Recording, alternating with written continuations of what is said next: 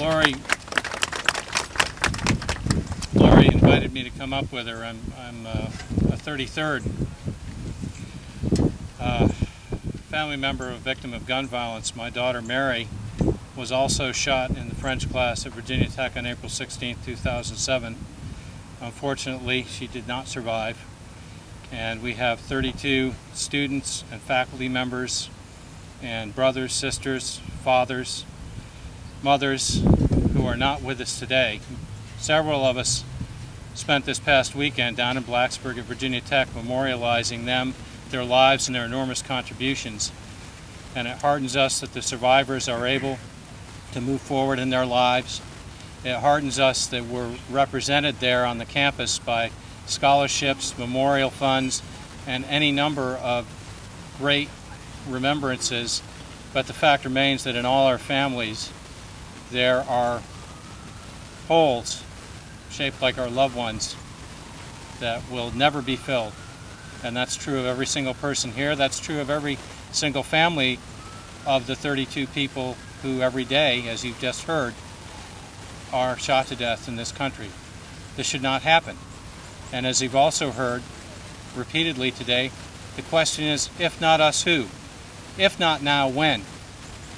The courts have repeatedly deferred to the Congress and the state legislatures to do the right thing in the proper regulation of public safety to include issues related to gun violence.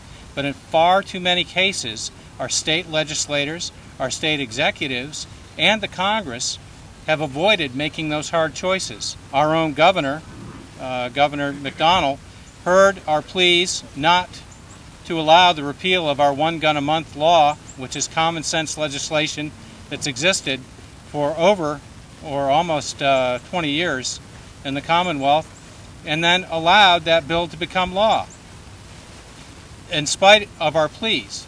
Now, in our case, this piece of legislation slowed the shooters' plans. It didn't stop them, but had they worked as part of a seamless web of common sense gun legislation to include incorporating the background checks for those adjudicated mentally ill, it would have probably succeeded in preventing the shooter from getting the firearms he used. Now, I'm proud to say that Virginia now leads the nation in inserting mental health records into the National Instant Check System, but there is so much further to go. And so in the name of Mary, and in the name of Rima, and in the name of everyone whose families are here representing those lives that were snuffed out by gun violence, I plead with our members of Congress, do the right thing. Don't support legislation that increases the availability of firearms to people who shouldn't have them, and do what's in your power to make sure that those firearms don't get into the hands of the people who shouldn't have them.